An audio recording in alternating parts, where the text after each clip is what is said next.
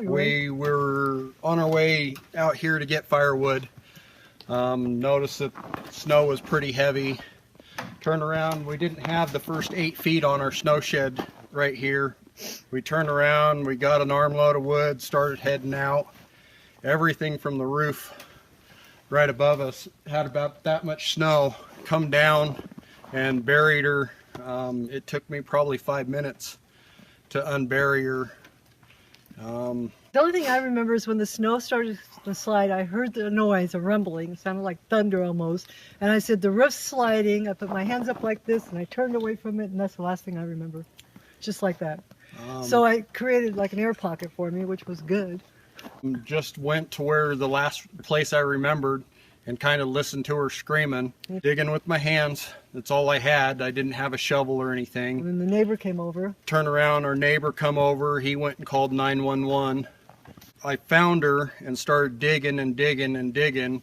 And after I finally got her halfway cleared, she was like, help me stand up. And I was like, you're not standing up, because her right leg was rolled around her back and her foot was up on the side of her head. And the only thing I remember after he unburied me was I could hear the snow, and it hadn't all slid. There was still like about 2 feet of it up on the top.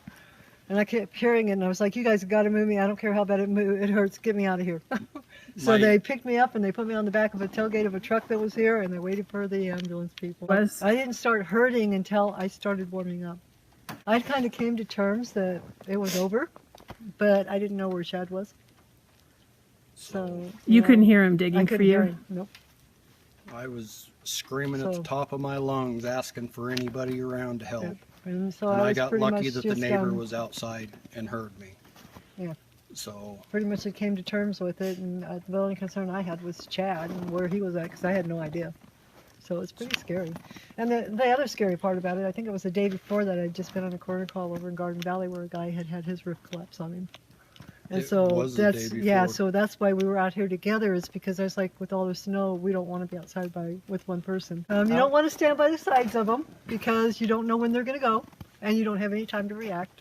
So the best advice I give people, if they have the snow on the roof, stay away from it.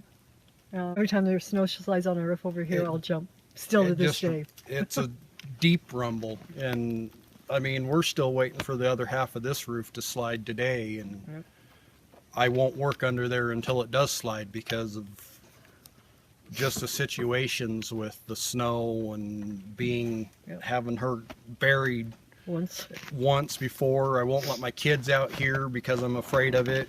Although we do joke about him climbing up on the roof and tubing down. I mean, yeah.